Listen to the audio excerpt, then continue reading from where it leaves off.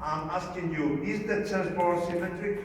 И я вас спрашиваю, как вы считаете, шахматная доска, она асимметричная? О, симметричная, то есть, извините. Yes, it is. Да. Somebody disagrees with that? Кто-то не согласен с этим?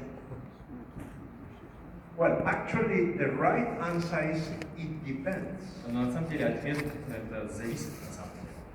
It depends on what? Зависит от чего? It depends on the axis. Зависит от наших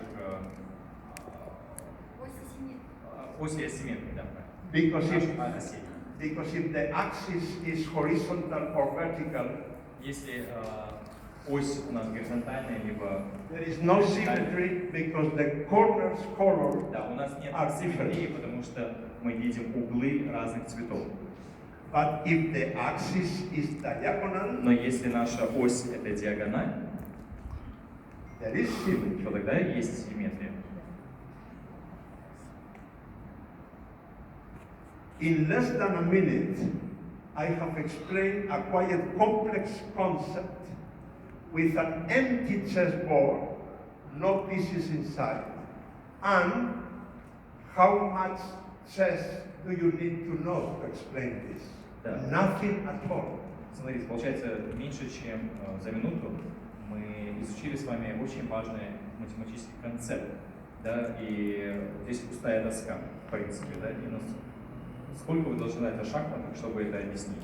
На самом деле, знаний практически не должно быть, то есть это легко. So, to my students again, I have another question. How many squares are on the chessboard? Да, другой вопрос я бы хотел вам задать как моим ученикам. Как вы считаете, на шахматной доске сколько клеток? I don't hear anything. Я не слышу ничего. 64. 64. 64. What about the chessboard itself? А что It's вы- also square. А что вы думаете, сама доска это же тоже квадрат? Значит, 65. So 65? То есть думаете 65? Нет. Many more, Намного right? больше, правильно же? Many more, because we have the 2 by 2, Потому что у нас the есть 3 2 на 2 by квадрат, 3, 3 на 3 квадрат, etc., и etc. так далее, и так далее. The total number is 204. На самом деле у нас 204 клетки шахматов. Now, I like very much this one. Я очень люблю вот этот пример. Probably for all of us in this room, when we think on a rectangle, what we are seeing is this, a right rectangle, right? This is a rectangle. Возможно, для многих из нас, когда мы обсуждаем тему прямоугольника, мы визуализируем прямоугольник, да, то есть в таком формате. But if we give a bishop to a 7-year-old boy or girl, Но если мы дадим слона для 7-летнего ребенка, мальчика либо девочки, in 2 seconds За we 2 have секунды. an inclinated rectangle. мы увидели повернутый прямоугольник. And then the school teacher can teach 3 very interesting things based on this. Да, и получается, учитель математики может через этот пример объяснить 3 важные концепции. First, Первое. don't look only for right rectangles because sometimes they are inclinated. Да, не всегда ищите правильный прямоугольник, потому что он может быть перевернутый, да, он может быть повернутый. Second, by extension, many geometrical figures could be inclinated, not necessarily right. Также второй важный концепт, что фигуры, любые фигуры могут быть как бы, да, не обязательно прямые, и могут поворачиваться в разные стороны, под разным углом. And the most important one, you are not the center of the world and everything has to be adapted to you. You have to be adapted to how things are in reality. And if you have to look like this in order to understand that this is a rectangle, do not wait until the rectangle gets right to say, this is a rectangle. И третий концепт, на самом деле, намного важнее и очень важно его объяснять детям, то что дети, вы не являетесь как бы центром вселенной, да? Мир, он меняется постоянно, и вы должны уметь адаптироваться к нему, да? Например, если не видите правильного прямоугольника, да, что вот он вот так должен говорить, и вам необходимо ему повернуться, чтобы увидеть его, не надо ждать того момента, пока прямоугольник, который вы ищете, становится в правильной форме, которую вы привыкли видеть. Нужно адаптироваться, понять, увидеть его такой, какой он есть в жизни. Please note that all you need to know about chess to do all this is just the bishop moves in diagonal. Пожалуйста, обратите внимание, чтобы объяснить данный концепт, все, что вы должны знать о шахматах, это что слон двигается по диагонали. Больше ничего не надо, чтобы объяснить данный концепт. Now, how to explain the circumference concept in a square board? Да, как объяснить, к примеру, в геометрии мы используем, как вместить круг в квадрат? We mark where this knight can move. Допустим, мы отмечаем те клетки, куда теоретически может пойти конь. The knight always moves as an L. Насколько мы знаем, по правилам шахмат, конь всегда двигается буквой L. And then we have a circumference. И потом, если мы объединим все точки, это получается треугольник. Ой, извиняюсь, я не увидел это. Круг. What happened now?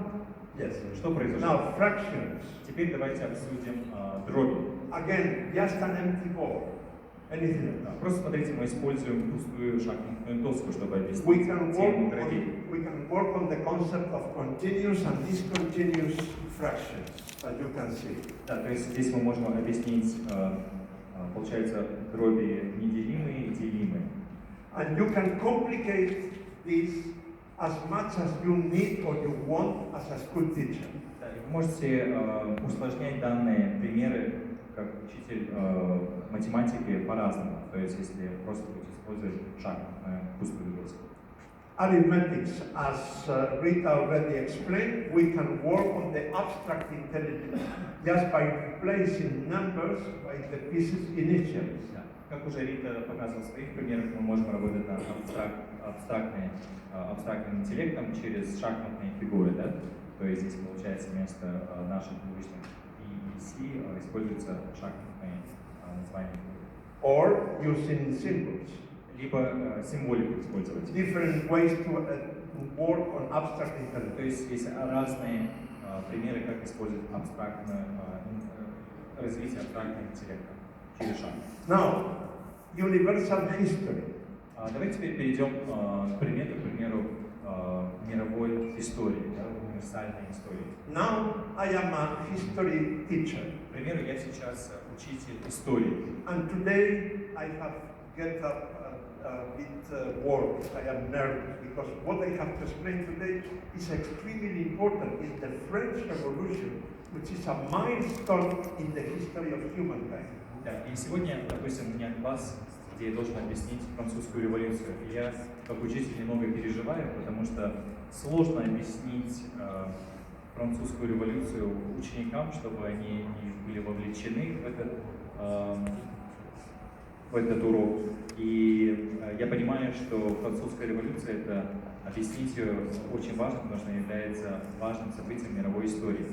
If I start talking about Robespierre, Diderot, Voltaire, Rousseau, I'm afraid my students are going to have a siesta during my class today. Да, я переживаю, если я начну рассказывать о философах того времени, о Вольтер и так далее, Руссо. Я переживаю, что мои студенты просто заснут. But then I invite my students to travel to Paris in the second half of the 18th century. Но вместо этого я призываю моих учеников вернуться, то есть окунуться в 18 век, середину 18 века и перейти на эту картину. More concretely, we are going to Le Café de la Régence, where several intellectuals, prominent intellectuals and chess players were gathering every day. Да, это получается картинка кафе De la Régence. Да, кафе Режанс, извиняюсь, кафе Режанс, и там обычно собирались разные Интеллектуалы, шахматисты тоже там собираются. We have a chess table here. У нас имеется там шахматная доска. Several men around because women were forbidden to enter the cafes at that time, unfortunately. Здесь мы видим в основном мужчин, потому что в те времена женщинам был запрет заходить в это кафе. And one of them, this one, is blindfolded. И один из них, мы видим на этой картинке, сидит с закрытыми глазами. Why is he blindfolded? Тогда я задаю вопрос ученикам. Как вы считаете, почему у него закрыты глаза? I'm not going to explain this yet to my students. Я еще не буду им объяснять. First of all, I will introduce Mr. Philidor. He was considered as the best chess player in the world at that moment. Я просто им расскажу про Филидора. Я скажу, что в 18 веке это был известный, один из сильнейших шахматистов мира. And he was also a very brilliant musician. And during my class, I'm going to play some music from Philidor, which is very good. И также он очень известный музыкант, и также сочинял музыку. И в этот момент я также включу его музыку Филидора. Она достаточно хорошая музыка. Then I will explain why is he blind. И потом я объясню, почему данный человек, на самом деле Филидор, сидит с закрытыми глазами. Because he was able to play 5 simultaneous games, blindfold, memorizing where is every piece in 5 different balls for several hours. Да, потому что он мог играть вслепую на 5 досках. Сеанс одновременной игры на 5 досках, несмотря на доску. Это очень тяжело на самом деле. То есть он должен визуализировать в голове все эти позиции и при этом делать это. By the way, tomorrow, after tomorrow, the current holder of the world record on blindfold simultaneous games, Timur Gareyev, is coming to Astana. Кстати, я бы хотел сделать такую информацию для вас, что завтра либо послезавтра приезжает Тимур Гареев. Он является, он вошел в рекордсмен Гиннеса. Он может играть на 48, он доказал, что он может играть на 48 досках слепую с сеансом одновременной игры.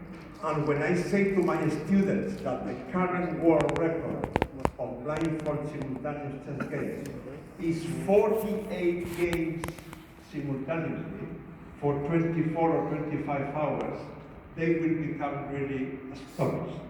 Да, но я уже перевел немного раньше, я знал факт, он говорит, если я еще детям объясняю, что тогда Филидор на 5 досках мог сделать сеанс, например, слепую, то сейчас, в наше время, рекорд 48 досок слепую, и Тимур Гареев не может сделать. И тогда у детей сразу интерес возникает, вопросы возникают, и они уже вовлекаются в тему.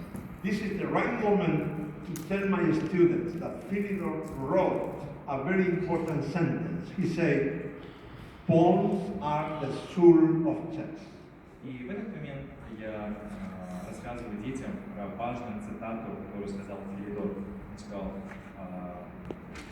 пешки являются душой шахматной доски. This principle is very important if we are talking about strategy in chess. But why I am mentioning this sentence now and here? Because when did he say that? И почему я именно вот эту цитату Филидора говорю на этом уроке? Потому что важно отметить, когда это он сказал, в каком году. He said that just few years before, the pawns of the French society also created a revolution, a very important one in historical terms.